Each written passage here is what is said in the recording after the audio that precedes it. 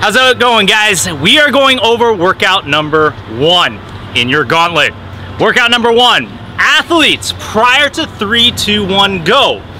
You have your men's barbell and bench press. You also have your women's barbell and bench press already set up. You must tell your judge ahead of time whether you want to start with the men's bar or the women's bar. As the athletes are getting close to that 3, 2, 1, the athletes that are going to perform the bench are going to remain seated, not laying down. They must be seated. 3, 2, 1. The athletes can then lay down. First athlete is allowed to grab the barbell anywhere they like, but their hands cannot pass. There's going to be a tape on the bar. They cannot pass that tape. You can go as wide as you want up to that. Second standard, shoulders and butt must remain contact on the bench. Spotters are allowed to help their teammate take the barbell off. Athlete must let go with fully locked out elbows. Barbell goes all the way down, touches the chest, fully locking out the elbows for every rep.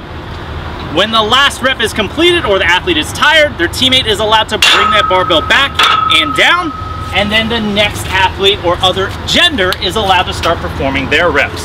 Same standard, touch the chest, fully lock out.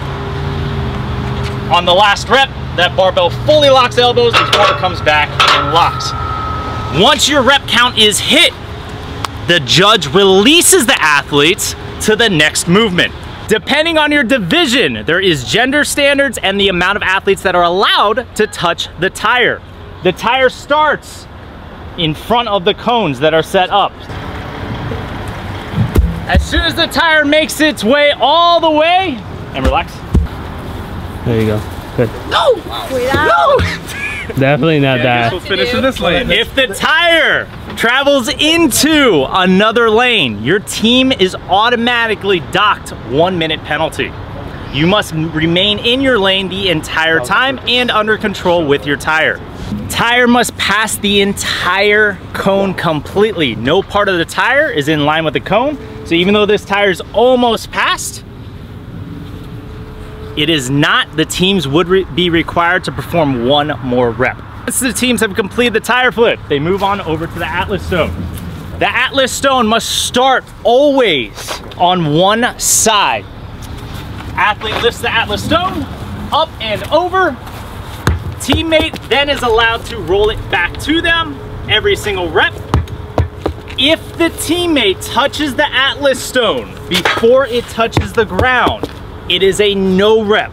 Teammates are not allowed to touch that Atlas stone until it hits the rubber mat on the other side. This is a safety requirement. As soon as the judge gives the okay on the last rep, the athletes go back to the tire, flipping it back to where it came from. As soon as the tire passes the cones completely again, a teammate can be on the GHD waiting. Then they start performing their GHD sit-ups. Standard of the GHD sit-up, athlete's shoulder must pass below this bar only. They do not have to touch the ground. So we're looking for the athlete's shoulder to pass the bar, both hands touching the pads. Once the judge gives the okay on the final rep, athletes then go back to the tire, flip the tire back to the Atlas stone, perform their Atlas stone reps, flip the tire back to their last movement, which is the log lap to overhead. Log lap to overhead standard. First thing the athlete must do is pick up the log. From there, anywhere from the lap, getting that barbell overhead, elbows, shoulders, hips, knees all locked out under control. They can perform any style rep they want, a snatch, a clean and push press, a clean and jerk, a clean and split jerk. It is up to you as long as this final position is always hit on every single rep. When the judge gives the okay for the last rep, it is time for that workout. No reps for the log lap to overhead. At no point in time are you allowed to drop the log to the ground. If the log is dropped, that is a no rep for your team and you must repeat. The log is allowed to be dropped from below the kneecap to the ground, but that is the highest height. All right, athletes, workout number 2 after your only 3-minute transition. All athletes will start standing without touching the worm. So if you guys watch, we have our demo team. On 3, 2, 1, they are allowed to pick up their worm. 1, 2, 3. And then start completing the desired distance. Depending on your team, you will be completing either a carry or a lunge. We're gonna go over the lunge right now.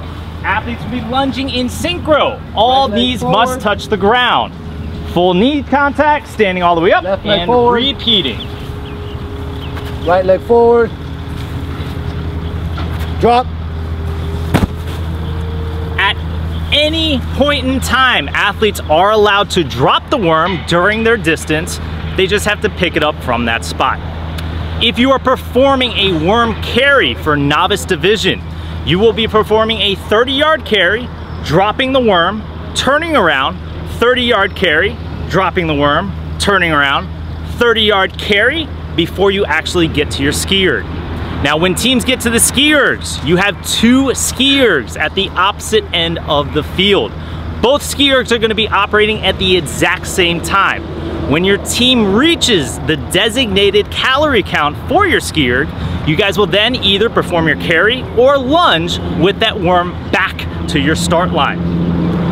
When you get to the start line, your teams will all start performing synchro chest to ground burpee over worm.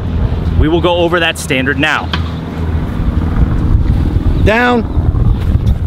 Over. Down. Over. Down. Over. Now, if you noticed, the only true part of that synchro burpee over worm was all athletes' chests must be on the ground at the exact same time. You do not, as a team, have to get over the worm in synchro. If somebody lags behind, the judge is just gonna wait there until they do clear the worm. You are allowed to step over the worm if needed. After your burpees, you now, depending on your division, have either worm squats or thrusters. Teams would have to get that worm to the shoulder. We're gonna perform thrusters first. Down. Over. Down. Over. For the worm thrusters, just make sure all teams hip crease passes below the top of the knee on every single squat. Worm must make over the head to the opposite side of the shoulder for the rep to count. Up. Ready? Down. Down. Down. Drop. That is conclusion of WOD number 2, which is also for time. Make sure always check the pro fit for the standards per division. Workout number 3 for the Gauntlet. Little different standards on how the athletes can actually participate together. Unlike the 2 workouts outside where all athletes were allowed to be on the floor at the exact same time, the indoor workouts do have a start point for each athlete. On 3, 2, 1, go, all athletes will be behind their specific start line.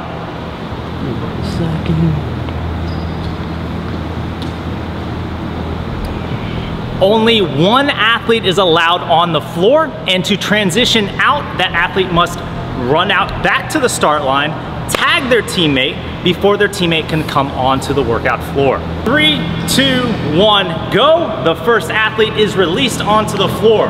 The pull-up bar is in the exact same lane, and you are only allowed to touch a pull-up bar that has a white tape on it. If you do jump onto a different pull-up bar, the judge will not count any of those reps until you get to your team's designated station.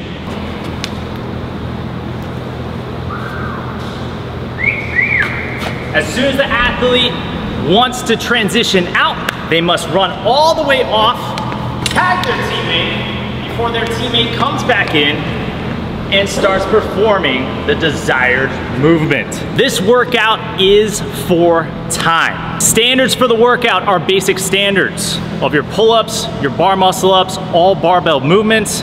Anything odd that you bring into the Gauntlet will be considered a no rep and put into the unusual movement clause. For novice division, Wall walks are gonna be in a separate video that we will post as well onto our YouTube channel.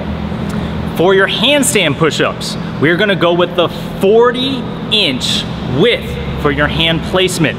No part of your hand whatsoever is allowed to touch those lines. If a pinky's on either of those lines during your handstand push-up, the entire rep will be a no rep. Novice division has inverted bar rows, which is gonna look like this. Athletes' knees must remain locked out the entire time. Full lockout of elbows, chest must make contact with your barbell.